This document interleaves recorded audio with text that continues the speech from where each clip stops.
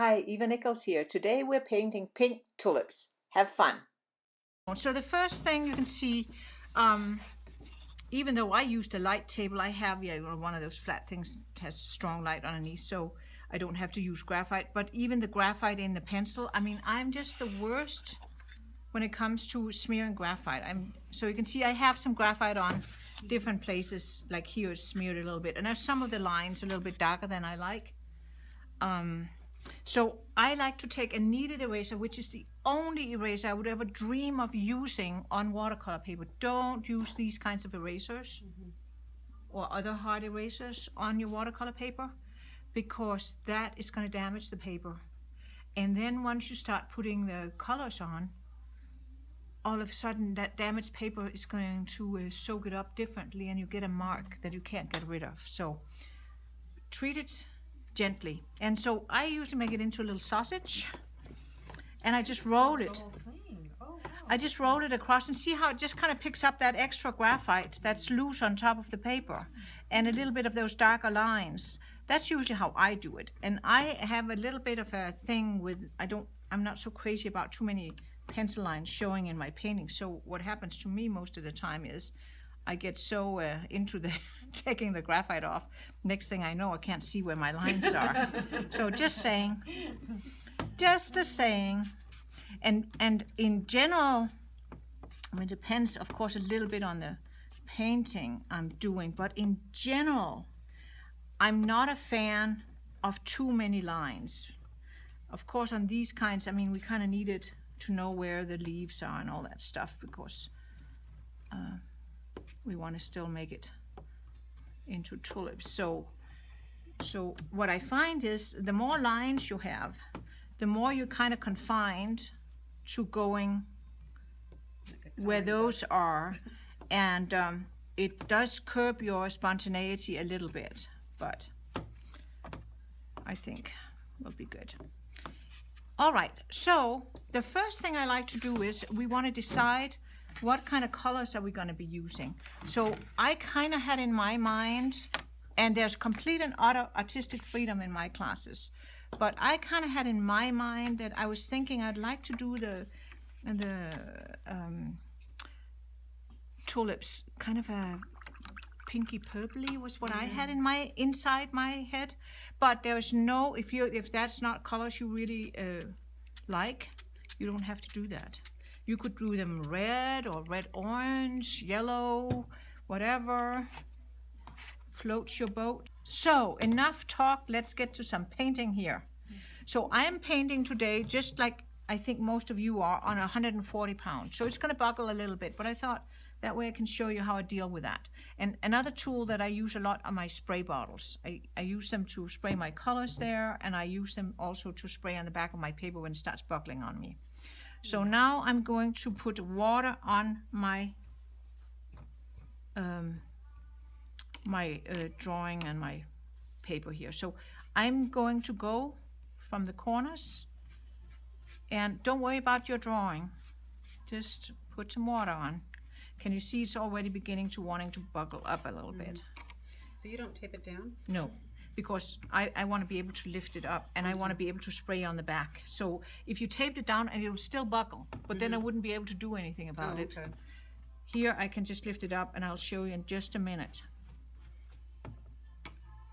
So let's table this a little. So lots of water, and then we're going to give it a little time to sink in. And so you can see, let me just hold it up. Did I get water on everything? I sure just did. I think I did. Did I mix? Your drawing too, you can see it better. Yeah. And then so you can see it's going to buckle up a little bit because these fibers, they're soaking up the water, and the back is still dry. So if you just give it a little whiff or some water on the back, it's going to relax the paper, and it's actually going to keep it damp a little bit longer, because right now by having damp paper, all the colors are going to flow everywhere. You have very little control. The only control you have is really what colors you put on, and you know how wet you put them on. The wetter the paper is, and the wetter the colors are, the pigment is, the faster it runs. The more it gets drier, it slows down until it stops. So here I am just after a little bit of, you know, I want to push you into the picture here. So I just want a little bit of the cobalt here to go in here. It can go, and you know, you can always, if you get too much into your more prominent flowers, you can always take a little bit in here. It's going to be a little darker. And I want my light to come from that side, so that means I probably darken it a little bit more over here. So this is just getting a little, just slapping a little color on, but we do think about it a little bit, what we're doing. And so here I don't mind going in here a little bit. And I can already feel it's already drying down here. Can you see that? See? Mm-hmm. Yeah, I don't really want that. So if that happens, I use my mister bottle and I mist it while I move my hand. I don't spray into it. That way. That way I have introduced more water, but not in just one spot. And let's see, put a little bit more water on my brush. And there's going to be a little shadow there anyway, so that's fine. Little tiny bit more. And then here again. See how that holds that line? I don't really want that. And oops, I can also pick up my paper. It is going to be like very soft and pliable, but that way I can use gravity. Isn't it nice when gravity can do you a favor for a change? And you can see maybe I have my edges there a little bit dry, because see how it's running around there? That's anywhere where there's no water on, it's going to just stop. So I want it a little bit like that. And then I'm going to rinse out my brush, and I might just dab just very watery. I'd like to just put a little bit of sunshine in here. How about that? A little light. I barely have any pigment on, but I just like to get that in. Maybe a little bit down here, like that. And rinse that out. And if that got a little too stripy, same thing, just spray it and let it run off. And I can even take, whoops, a little. Can you see how you can just kind of, and I don't mind if it gets a little green there. Cobalt blue is not too bad about going green right away. Now, if I had, you know, peacock blue or Antwerp blue there, it would go green immediately. And not that that would be a big disaster, but I kind of like that little bit. It kind of says, and you can also see I put on colors a little bit on an angle, because I find that's kind of dynamic. I like that. So now I'm going to go in and find my round brush, and I'm going to just rinse it, make sure that I cleaned it out the last time. You should always clean out your brushes, but I'm not always a good girl. Sometimes I'm a little sloppy with that. So now I'm thinking it would be really, really nice if I could get a little tiny bit here on these that I want to keep a little looser. How about that? It looks kind of cool. And it's going to move a little bit. And I want those just kind of indicated, and then it kind of blends into the background. That's my idea. So so now's the time to do that. Anytime you want something a little looser. How about that one? I think that can go like this. Goes on there. There. So this kind of paper won't tear when you move it around. You don't have to worry about it ripping or... Like, no? Okay. No. Because it's so thick. Yeah. Yeah. So there's that. And I kind of feel like having a little bit more fun. So I might just, while it's wet, it's kind of nice if we can get a little bit of color in some places while it's wet. So I'm just going for a little tiny bit. Just a little like this. There.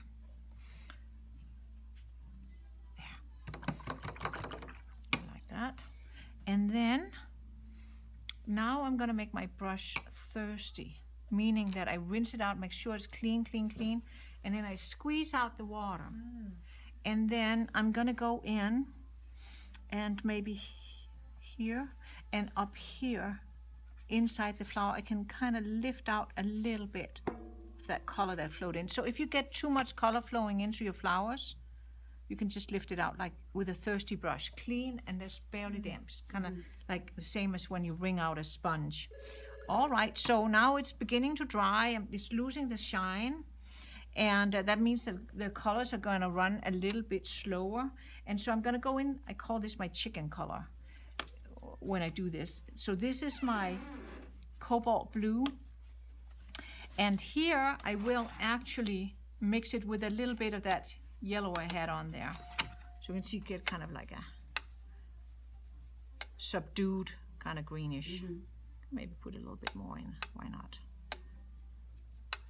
Just a little bit, and I don't want it too dark, but I do think it would be kind of fun if I could get in a little bit of greens, some of those places where the greens go. Just to kind of remind myself.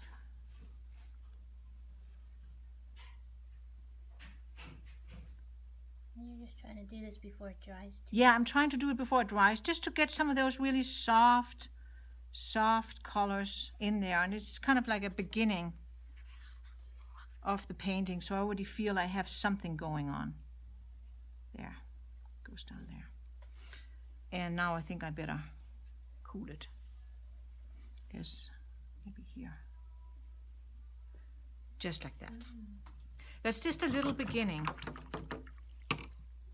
And this is like the only chance we have to get those really, really soft things. And, you know, since I have mainly cobalt blue on there, we already know from looking at my guide that cobalt blue lifts out very easily. So it's quite, that's why I call it my chicken color. Not because I paint chicken with it, because it's when I'm a little chicken and I want to have an out, I can always lift it up. I know that, and get back to the white paper. But this gives me kind of a feel for what I'm after. So why don't you go have a little watercolor fun? Things dry quite a bit lighter in watercolor, especially when you do a wet into wet application. But I'm glad I'm happy with the colors I got put on. It already gives me a little bit of a structure.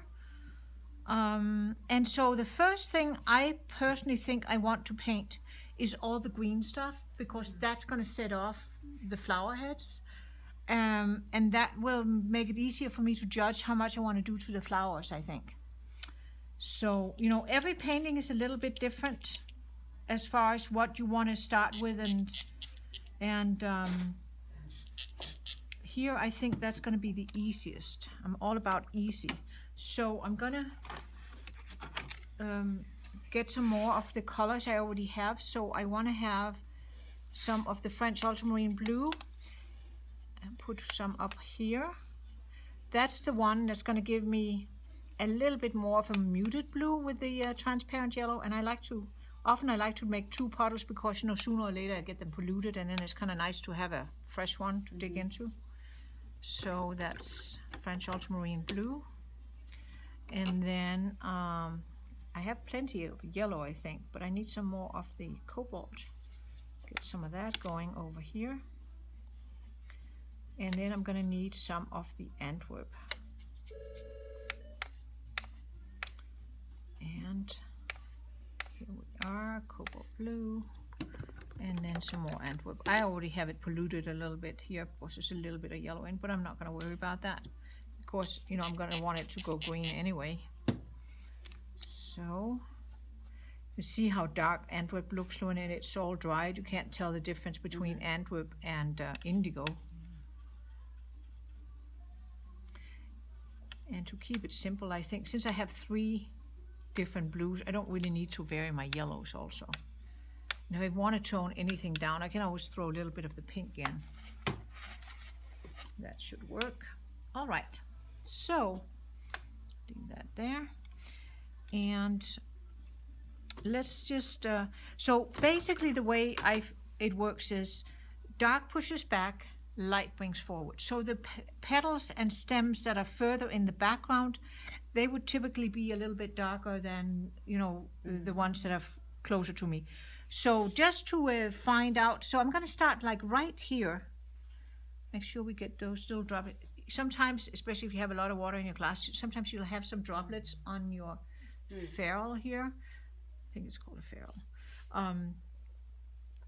And you want to get those off because they have a tendency to want to fall right, into You don't want them to. right where you don't want them to. Exactly, right there. So here is, I'm going to put a little bit of water in. Here is the top of a leaf, and here is the bottom of it.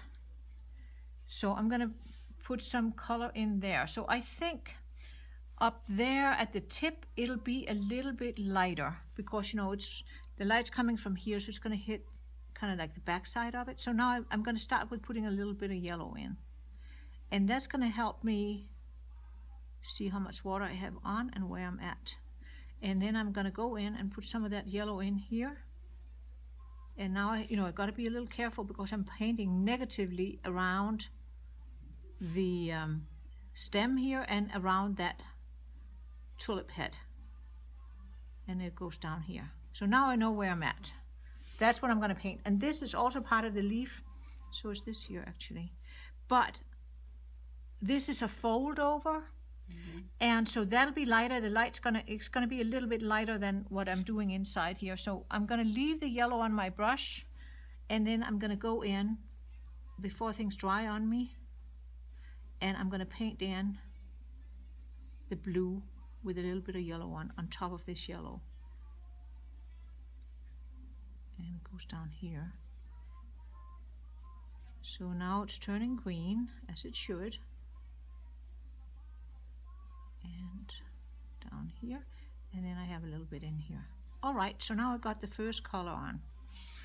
And now I'm gonna go in and make myself a rich dark green by taking some of the Antwerp yellow and French ultramarine blue. Because now I'm getting serious. I'm going in and see now it's wet, so it'll run so nicely. And here, it's going to be really dark in here, so I can even add on some more. Dab, dab. Dab it in. Dab it in. That's going to help me set off those heads. And it can be really dark underneath this turnover because this turnover is going to cast a shadow on the inside of this petal, not petal, but leaf. So it'll be really dark. And then I gotta make sure I got nice. See, that's where it's nice to have a good tip on your brush. Because I'm using a number 10, I'm not using a little itty bitty brush. I'm not a big fan of using little itty bitty brushes because, they don't hold very much water, and so I have to keep going back and reloading. And every time you reload your brush is another opportunity to misjudge the level of water and pigment on it. And so right now I'm just being fussy, trying to, because what I'm doing is I'm actually defining the top of that tulip. So, it's worth spending a little time. And now I feel I need to get some color that's a little bit more intense while this kind of calms down and starts sinking into the paper. So I want to mix myself a really rich dark green where I don't have too much pigment. I have lots of pigment and not too much water is what I'm trying to say. So I'm doing French ultramarine blue and the Antwerp blue, and then a little bit of the yellow in. But a lot more pigment and less water. See, there's a really good rich one. Can you see that one? Yeah.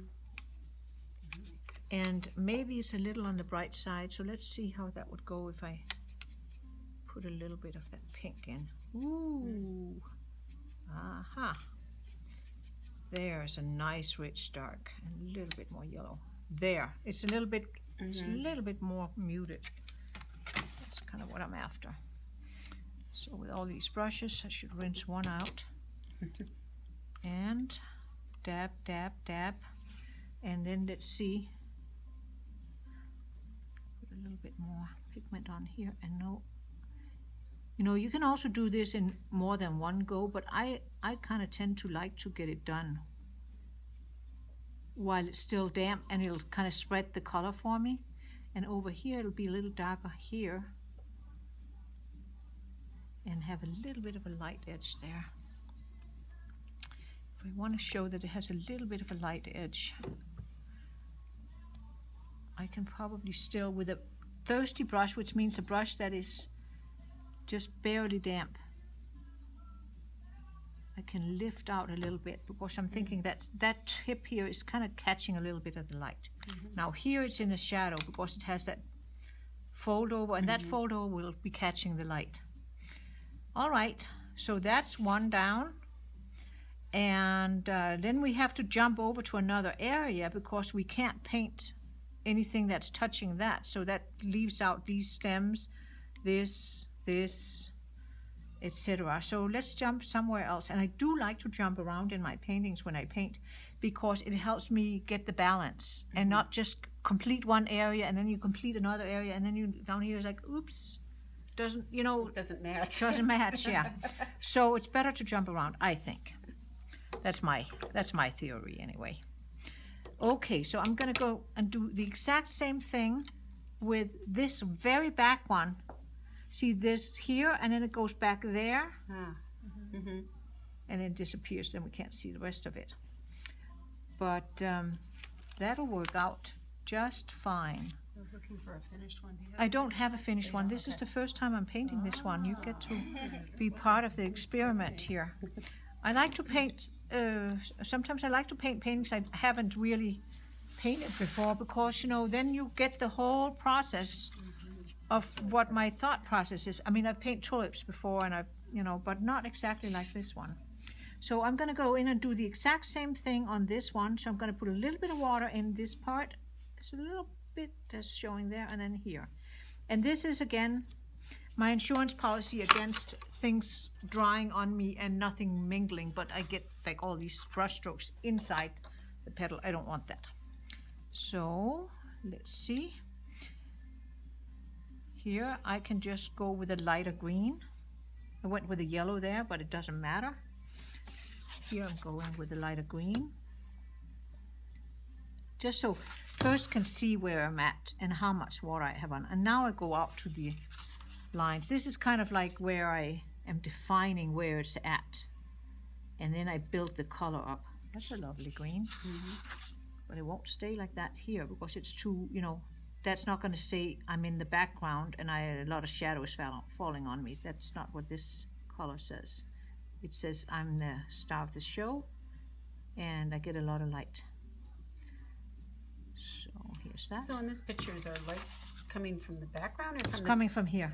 So, but is it in front or is it in the background?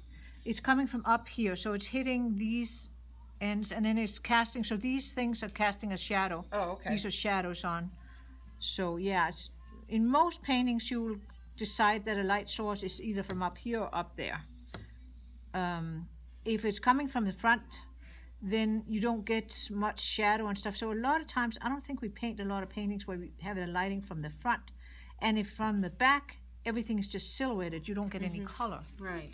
So most of the times in paintings it'll be from up there, but sometimes I do the light source in landscapes. It can come from somewhere here, and then the shadows go like that, like spokes, and that can be kind of like what that painting would be about, so to speak. So I've got to get a move on here. So I dipped into a little bit of my French Ultramarine blue to darken, and you can see I'm just dabbing in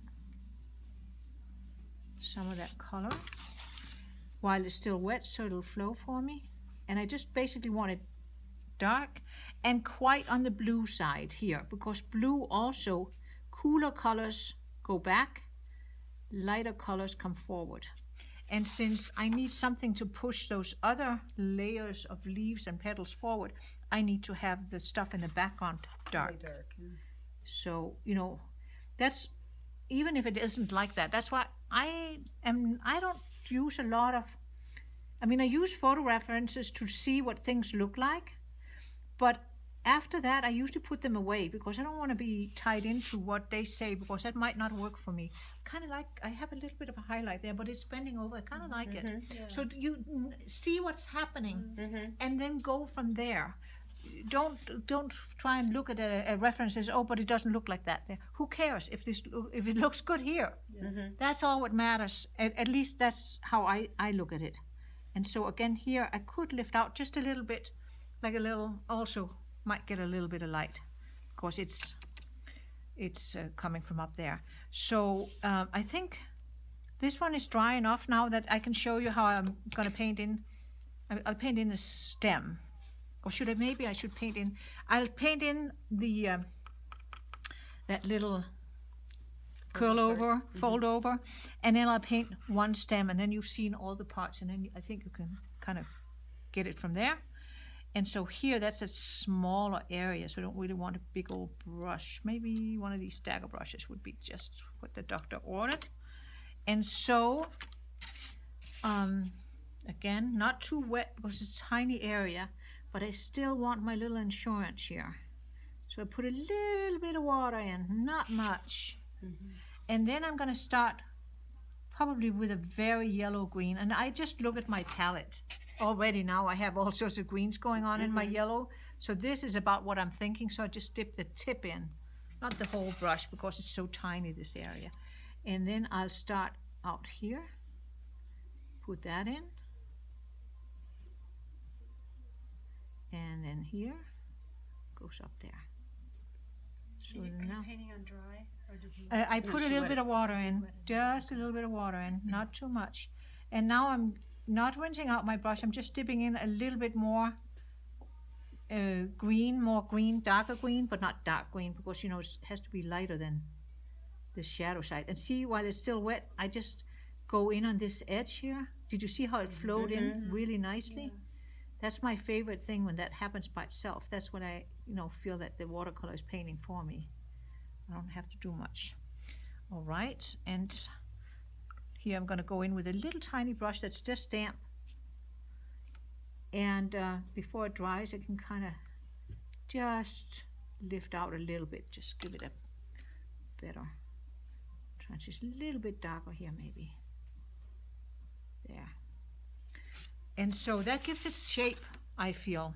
Let me see, where's my little brush? Here. So I still need to just smudge this out a little bit. There, and the same here.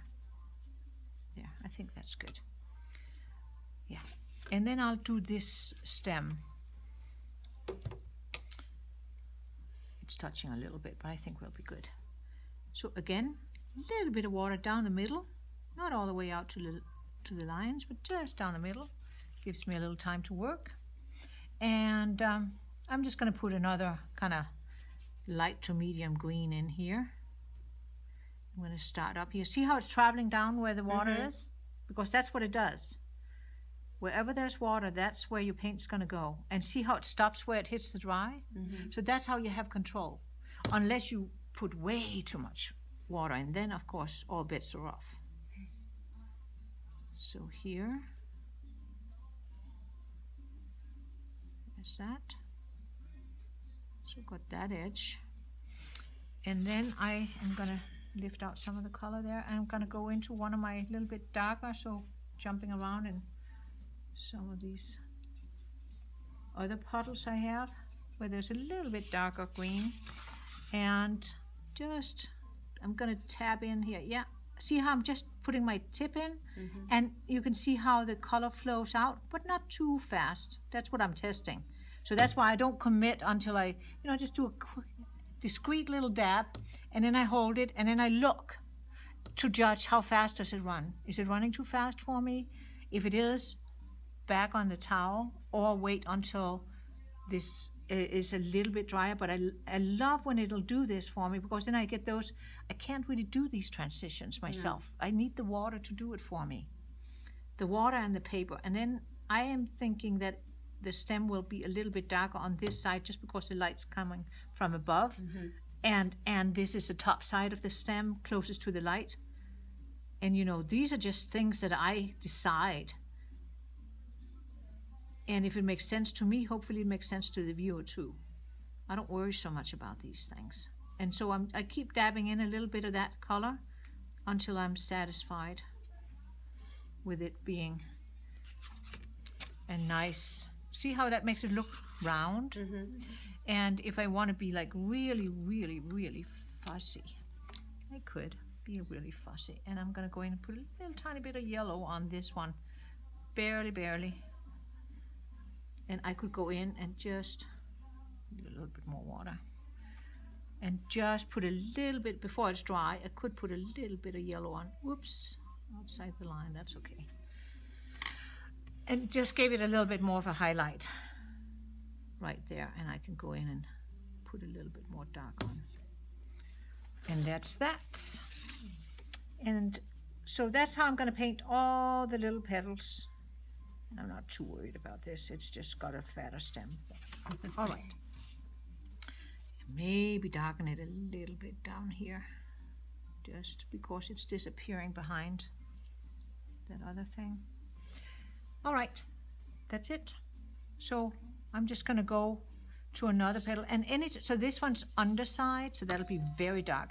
And this is the close to that. So here, and I just happen to have a little white paper there that's excellent. That's, you know, the light's gonna hit that where it's bending over there, and then it's gonna get darker down here again, but it's gonna be really dark in here.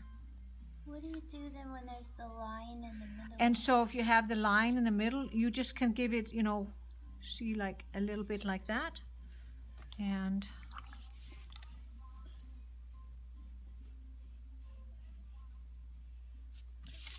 do it like this, and then a little bit on the other side, because I don't want it like that hard of a line. But see, now there's already a little bit of a shadow. And then, you know, I'll let it dry, and then when I paint over it, it's gonna still shine through a little bit. And if I want to emphasize it even more, I'll do the same thing. I'll give it a little bit of a, and I could, I don't know if I could do it here. So you would do the line first. You can do the line first, you can do the line as you're painting it, or you can do it afterwards. Okay. It doesn't really matter. So you can always go in and darken a little bit if you want to go back in and say it's a little indentation.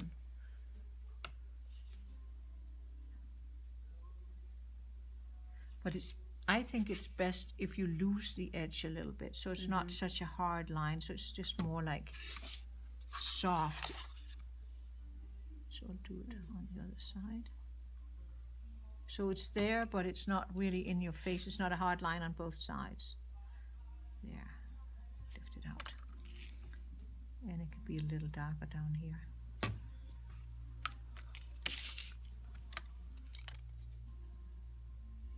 And these things, you don't have to do them right away. I mean, it's, most of the time I'll just, you know, I'll go as far as I can with it.